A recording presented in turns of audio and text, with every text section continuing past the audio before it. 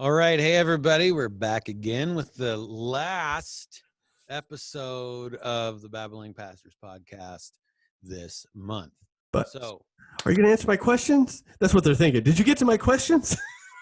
yeah, we're going to answer every one of them in this. So, this episode is probably going to be about 9 hours long. So put your seatbelts on, kids. Actually, if we were going by the last few that were like an hour long, this is probably going to be more like 15 hours long or something like that. So no, we're not going to answer every question that came because that would be a ridiculous amount of time. But that said, a lot of the questions were kind of similar-ish. And so hopefully we answered 2 or 3 questions by answering one for some of you guys. But today, the question is that we do a short question and then a more lengthy answer. Short which, yeah, quotes is right because as we've discovered, terrible at that. But the shorter question is how important is attending an official church? Mm-hmm. For example, if there isn't one of your confession nearby. Now, the first part of that question, easy answer. Right, piece of cake, and we'll answer that probably here too. But the second part is where it becomes a good question, actually. That Scripture in and of itself probably doesn't like you're not going to point to a specific verse or set of verses that will answer that question. So it's a good question to start with. All right. Yeah. What do you think? So, like you said, the first part is easy. Should Yeah. you attend a church? Yes. I mean, you are designed to be part of community by nature anyway. And then there is no instance in the early church where you're not part of a community of faith. Now, obviously, the way that looked and the way we kind of do it might be a little different, but there was singing of songs, there was praising of God, there was proclamation of the word. So those things are the similarities. So, you should go. There's no biblical basis for you not to be a part of a community of believers as a believer. The second part is going to be a little bit more difficult. My short answer on this, because I'm going to try to be really good and be short on this one, is that if there's not a church near you. Now, again, near is a very fluid term. I drive an hour to work every day. Some people think that's crazy that they have to drive 15 minutes to work. So close to you is probably it differs for everybody. But I know people that literally drive an hour to get to a church that has the same confession because that's that important to them that they do that. So there's a couple resources I'll shoot out real quick to you. These are obviously within my vein of thought, and I'm sure there's some in not my vein of thought that exist too. But 9 Marks has a church finder that I would suggest. Acts 29 has a church finder that I would suggest as well. And all those church finders is that these networks of churches that share the theology and the theological convictions, they've gotten together and they've made it very easy for you to type in your zip code, and it's going to tell you where the closest one is to you to go to. Now, for a lot of us, that's going to be pretty close. I mean, you're talking about 20, 30 minutes away at most. Some it's going to be an hour. But what it comes down to for me is this: how important it is for you that you be in a church that shares your theology, that teaches from the Bible in a certain way. I hesitate to say the correct way, but I mean in a way that, like, you know what I'm saying. That actually, here's the important thing. Here's where I will be very firm on, without saying correct way. That actually preaches an exegetical sermon that digs out just the beauty of who God is and declares that.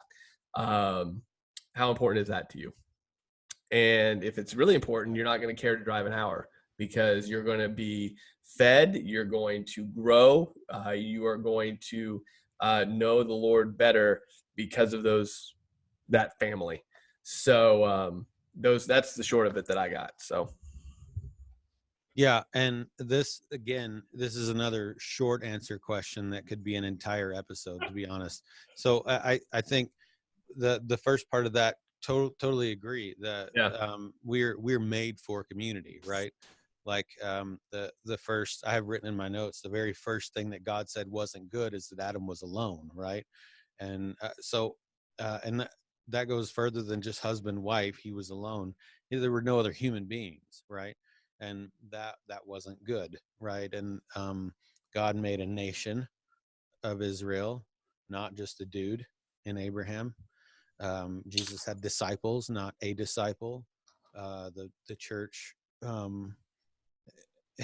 the first church, as it began in Acts, as we see it forming there, it was community. It was all about community. You cannot be a Christian that is learning and being discipled and being uh, taken through sanctification, being whittled away at, get the rough edges off you. You can't do that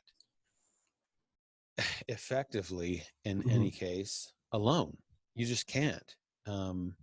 It's not how we were created. Even God himself has revealed himself in a trinity of three persons. So yeah, you can think about that really hard and still not get it. But the I think like you said, find a local church. A local is relative, right? Yeah, it's totally so Um, fluid.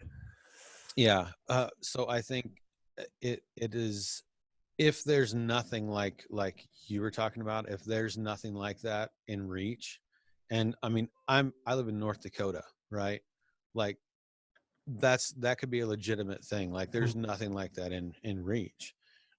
So, um, one, it would depend on what your confession, as you worded it, of church is, right? So if there's a church that's sort of like-minded, right, that isn't preaching heresy or anything like that, but that you disagree with on some things, let me say this and preface next month by saying Calvinists and Arminians are both in my church, and it's fine.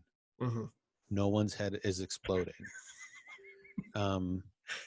And that's the way that it should be. There are lots and lots and lots of secondary things that are not like salvation level issues that you can put up with and even have good dialogue with. So don't let those secondary things make you go, I'm not going to church, right? I'm not going to be a part of community. That's not, you can't paint a picture biblically that's going to justify that. The other two options are like you said, Michael, drive further, find one that does fit really well, or plant one. I don't know. That's a really big one though. Yeah, So that don't would just tackle that lightly. like, well, I'll just make one myself. Okay, Bob, there's a couple steps here. Now I'm gonna do it. Okay. And by the way, what I can probably without question affirm that Rob does not mean you and your wife and your kids are your own little church and you've planted something. That does not count. That's your planted church. First church of my name. That's what we're doing. Yeah. No. I say that jokingly, but I know of people that have done that. So Yeah. So just heads up there. All right. Hey, I think we did pretty good on that short question. I hope so. I'm not the one with the timer, so it felt shorter. Okay. Woo!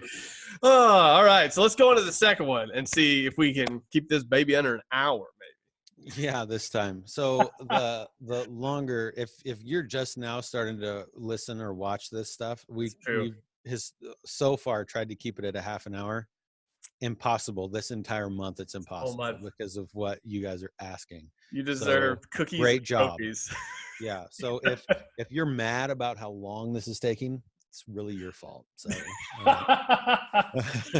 that was quick. Just no, not me. Totally you. Yeah, I pulled an Adam there. All right. That's a Bible joke. Yeah, if you didn't get that, pay really close attention. Why did God make us if he knew of the evil that would happen? All right. Woo! Yeah, I can only imagine that you mean pizza that is not traditional, like pepperoni or pepperoni and sausage, because that is the evil that has. So really the question could be worded, why did God create us if he knew we were going to put pineapple on it?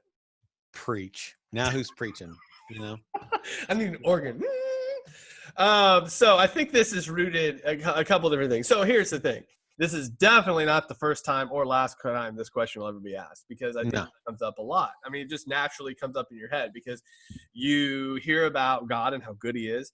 And then you look around and you go, wow, a lot of this could have been avoided. And there's a clip, and I've tried to find it. If I find it by the time this goes live, I'll post it in the comment section. If not, you have to look for it yourself.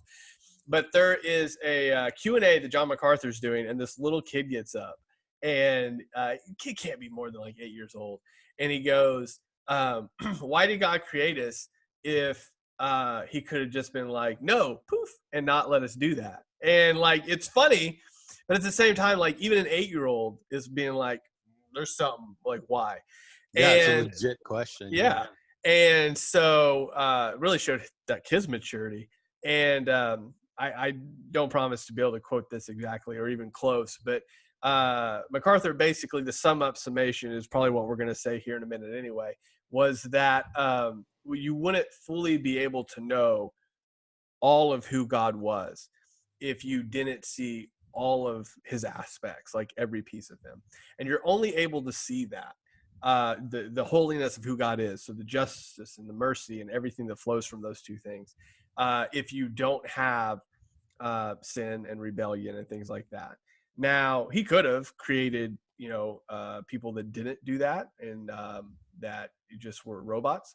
But he obviously, robots don't understand community. I mean, to tie it to the first question, they don't understand, like, we are built for community. We understand community, and part of community is love and discipline and faithfulness and it's every attribute of who God is that is built in sort of in community. So if there wasn't a fall, we wouldn't understand justice or mercy or grace. And that's basically what he said, was that first of all, God didn't create evil. He created us with the ability to choose. And I'm sure we'll talk about that next month too, when we talk about Arminianism and Calvinism. But it's the idea that we wouldn't understand like who he was, like how good he was, if there wasn't evil. So Yeah. Yeah, I think we could make that the short answer question and just leave. I mean, honestly, because that really is the case. There's a certain level of that question that I don't think anyone can answer fully. Yeah, right? totally agree. But it's the same kind of hypothetical as saying, well, why didn't God make giraffes in his image? And you know what I mean? Like, what if, right? What if God would have fill in the blank, right? Clever, yeah. So it's the same kind of thing, although I get it, right? If you grew up and dad beat you and beat mom and was abusive in other ways and yelled and screamed and killed the neighbor boy, you could list all these atrocities and these things. Abortion, right? Like, why did God if this, right? So it's a legitimate question. It's a legitimate question that hits at the heart of the struggle of humanity, right? Like you can look around and see that things are broken. It is not difficult. And the very first natural reaction is to look up and go, why? Why did you do this? And I think you can look back at history and see the Hitlers and the Stalins and all of that kind of stuff, and ask that same question. It's a question that I think no matter how we answer it, there's going to be probably multiple people that are going to hear the answer and go, that's not good enough, I'm sorry. Yeah. Not to make this the Job month of podcasting, but I think, again, we've mentioned it like every episode, but I think it goes back to that same thing, the end of Job. So Job obviously is suffering all sorts of atrocities, but they're horrible things that are happening. But at the end, he admits the fact that I don't control any of it. You're the one in control of all of it. And Job doesn't question why couldn't everything just, like, he doesn't, like, it's not why couldn't everything just be good? Like, why didn't you just do that? After God shows him everything that he's like, everything that God's created, like when he shows Job that, the response is, oh, okay. So that's it. Like, I get it now. As far as full as he can get it, understand it. So to me, like you said, this could really be the short question, but it gets back to the fact that one, we're not going to understand it ever. No, I mean, we can answer it with, like I did at the beginning, like we wouldn't know all these attributes, but at the end of the day, like you said, that's not going to be good enough for some people. So at that point, to me, it comes back to the whole Job scenario where Job just goes, okay, you're God. Like, okay.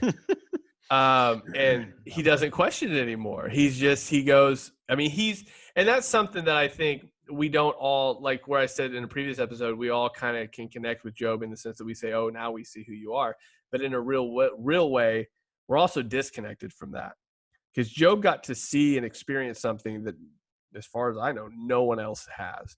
Like, God literally said, look at that, look at that, look at that, look at that, and just look. And when he went through all that, he's just like, I got it. Okay. Like, it's just this real sense of, I have no right to question you, like, at all. Like, this understanding of, and I love how God intros that, because sometimes when we ask this question, we're like, you better answer. And God's like, all right, put your pants on, big boy. Let's do it. Like that. Right. Yeah. I forget the exact wording, but that's the gist of it. All right. You want to question me? Man up then. Let's go. That's how the Message worded it, isn't it? Put your pants on, big, probably. That's probably not wrong. But it's just a matter where God's like, if you want to ask questions, let's do it. But you're going to man up, and this is what you're going to see. And, not to oversimplify it, but like you said, you're never going to have an answer that's going to answer this question for everybody. But at the end of the day, for me, it's like, I don't know. And that's okay with me that I don't know.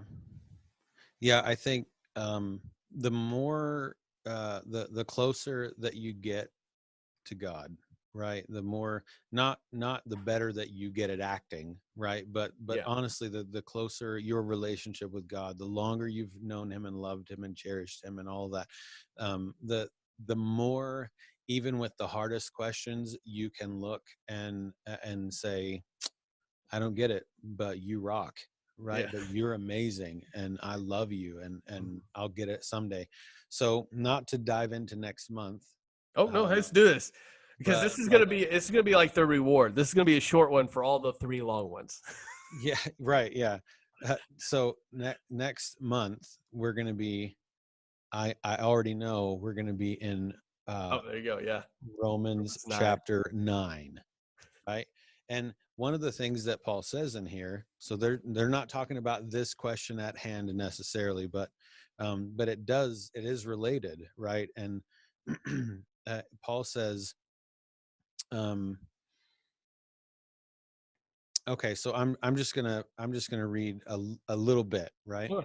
So he says, he's talking about how it looks mysteriously like God might be holding people accountable for things that he has chosen for them, right? And how that looks like, I don't know about this. This looks like God is a jerk and immoral again. Here we go, Yeah, right? another question, yeah.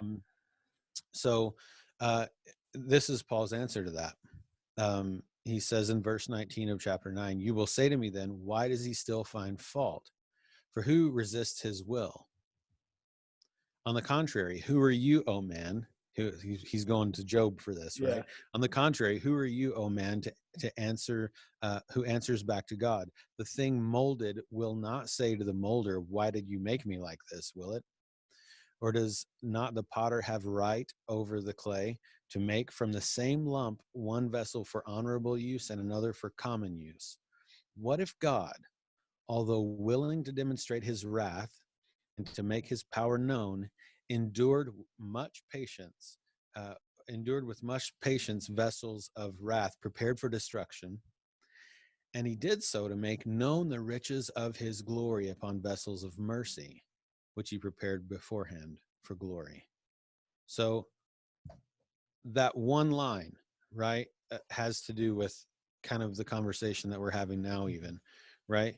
That he did so to make known the riches of his glory upon vessels of mercy. That would be us Christians, right? Like, you would not know the goodness of God if you did not know the depravity and the just despicableness of sin and everything that goes along with that, everything that it brings. So, for instance, this is a crappy way to say this, but it's going to make the point that if the person, the hypothetical person from earlier, if that person had not known his father and abuse and the things that go along with that, then they would have a less clear vision, honestly, of how good the Heavenly Father is, as opposed to that. If you don't know what evil looks like, you will never understand that good is a thing. And so the heart behind this question, or the why did God make us if he knew of the evil that would happen, it really sounds like the base question, like we've been talking about, is why did God allow evil, or did God create evil, or why is there evil in the world if God is good? It's all kind of related. And in my mind, God allowed evil to happen. He knew it would happen. He's known from all eternity. And I'm gonna make these people, and they're gonna jack some stuff up. Right. Yeah, pretty much everything. But he did that specifically so that we would have a clearer and more glorious picture of who he is. Yeah. Well, I think it comes back. I mean, so an example where you were talking that came to mind, and this is obviously it's an unperfect example, but like, so I, growing up, had a concept of what love was, right? So I saw my mom and dad. I was very lucky, still lucky. My mom and dad are still married. They love each other. Like, I saw that relationship. So I had a concept of that. But it wasn't until I got married that I was like, oh, wow. Okay. You can love a person like this. Like, you can, like, obviously your love for your parents is totally different than your love for your spouse. And it's just like, wow, this is what love is. And then my kids came along. And I was like, holy cow, how can you love a person this much? And obviously that example, it only works up to a point, but the idea is that, like, we have this concept of what goodness is, but going back to your point, if we didn't know, like, we could say, oh, God's good, and say that and understand, and we like, oh, we know that, like, we head knowledge know that. But if we didn't, like you said, see the evil and understand that he rescues us from that, it's a whole different type of understanding of what love is. It's a totally different, like, you knew it before and now you experience it. Like, it's an experience, which goes again back to Job, where he says, I know, but now I see, right? So it's just a matter of, like, obviously that example only goes to a point, but hopefully you guys understand what I'm saying here. Like, yeah, you could know that God is love and God is good. And people say that all the time. But then they get saved and they're like, I heard it my whole life in church, but now, like, wow, I know it. Yeah. And the big difference there, the big switchover is just that. Like, you now know how sinful you were. Like you said, oh, I'm bad. But now you, like, you know. And knowing that opens up that whole door to understanding just how loving he is. Like, you can tell, and you've probably, if you guys talk to people about Jesus at all, people are going to say, oh yeah, I know who Jesus is. Like, you don't have you don't know who Jesus is. Like, and not to, I'll put a nice little bow on this whole month, but like you can say you know who Jesus is, but until you know that no matter what sin you are in, no matter how far off you are, no matter how much you're holding on to whatever gives you identity outside of Christ, until you give that, I get it, like, how bad I am, how far I am, and you understand his good grace despite that thing, like you wouldn't have that understanding if it wasn't for that evil. So yep. Anyway, I can't wait for next month. Yeah, me neither, man.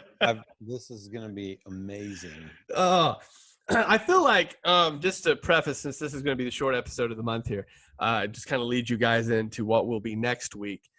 when we start talking about tulip. Hey, actually, that's good. You want to kind of tease that out real quick in case somebody doesn't know tulip, like what that is or anything about it? Want to tease out what we're talking about next month? Oh, you're testing me, bro. All right. Oh, yeah, you got a computer in front of you? Just Google it. That's true. Let me just tell you what I know already. No, so it just, some people would know it as the 5 points of Calvinism, which historically is actually just 5 points of rebuttal against James Arminius, Yes. who started it. But so this is why we're calling this celebrity death match. yeah. So Calvin had these boxing gloves, and so the total depravity. Let's see if I have the phrasing correctly. So total depravity is the T, and the U would be I'm testing. I got it here. I got the answers for you. Man, unconditional. We're about to have one. Great. Unconditional babies? No, I'm just kidding. Election. Who's pregnant? Election. Yeah. Yeah. Well. All right. Yeah. So unconditional election. Yeah. Yeah. That's. And then the L. So limited atonement. That's going to be a big one, probably, that people will have issues with. Yeah. And limited atonement is just essentially, on the surface, the one-liner for limited atonement is that Jesus died for some people, and not all people. So it's a lot deeper than that, right? There's going to be a whole episode, and I promise, bro, I have no idea how we're going to get through each of those in 30 minutes. Look, guys, we started you off light with 30-minute episodes. We're going to get like hour and a half episodes. Yeah, just instead of watching the Lord of the Rings trilogy extended edition, directors, watch one of our episodes. So we don't have orcs though, so I don't know if we got no elves or orcs. So, and then you got we're in the what? L limited atonement. I should have this all written down somewhere. I know what these are. Irresistible grace. I'm going to help you out because I'm feeling like bad that I put you on the spot. Yeah. And so then P, which is preservation of the saints. Now I don't know these by heart either. I had to look them up. So. Preservation of the saints is that you can't lose your salvation. Yeah. Right.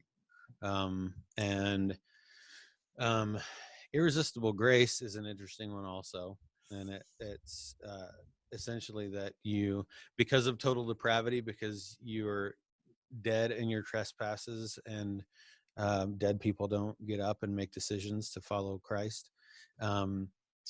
Because of total depravity, there's this irresistible grace, and that's the thing. If God calls you, you can't say no, because he's revealed to you himself, and there's no, like, you don't want to say no, but because of who he is, it would be impossible. That's the idea.